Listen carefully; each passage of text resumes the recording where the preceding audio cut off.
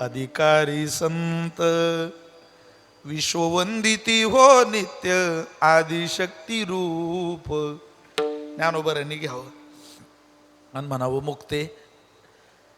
ज्ञानदेव म्हणे बली मुक्ताबाई दाखविली सोय आम्हाला आगी. ओझ होते का रे दादा? नाही ग मुक्ते. अगं तूच आम्हाला हा मार्ग दाखवला, तूच आमची काळजी घेते, तुझं कसलं होईल बाई ओझ? बरं बरं, मी म्हटलं काय ओझ होते तुम्हाला? घेऊन चालावं ज्ञानदादांनी मुक्ताबाईला. तुम्ही आईसाहेबांचं चरित्र वाचा, वक्ते बाबांनी लिहिलेलं.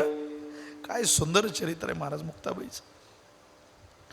मग नंतर सोपान काकांना तर मुक्ताबाईला काही घेता येत नव्हतं, कारण 2च वर्षांना मोठे, जवळजवळ सारख्याच वयाचा काही फरक नाही.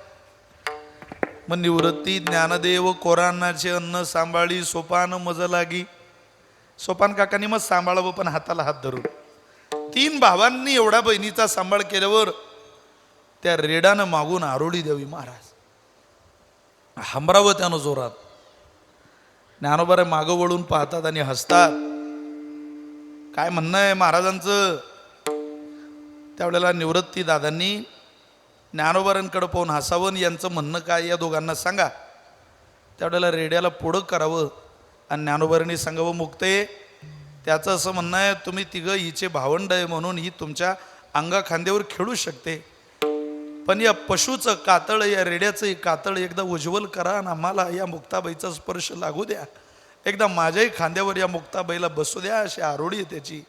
महाराज निवृत्तीनाथांनी मुक्ताबाईला उचललं आणि रेडेश्वर महाराजांच्या खांद्यावर ठेवलं. मुक्ताबाईच्या चरित्रामध्ये मुक्ताबाईचं वाहन रेडा आहे.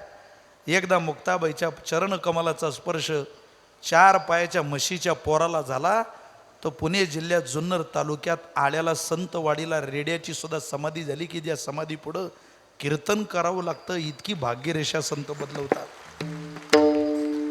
पण मन नसलेल्यानं ही प्रवास थांबवला. पाय असलेला प्रवास थांबवतो आणि पाय असल्यानंतर मनाची विचार क्षमता दिल्यानंतर सुद्धा आपण जर आपला प्रवास थांबवू शकलो नाही तर आपण आपल्या जीवनावर खूप मोठा अन्याय करतो, हे लक्षात ठेवा. म्हणून तुकोबारे म्हटले काही न देखावे ते भिन्न. महाराज बाहेर पाहायचं नाही, काहीतरी तर पाहावं लागेल ना. बाहेर जगतात बाह्य चक्षुने, या बाह्य चक्षुने तुम्ही जग पाहू नका, पण आंतरचक्षुने ज्ञानचक्षुने मी सांगतोय तो परमात्मा तुम्ही रात्रंदिवस पहा. अभंगाचं 2रं चरण. विठोबा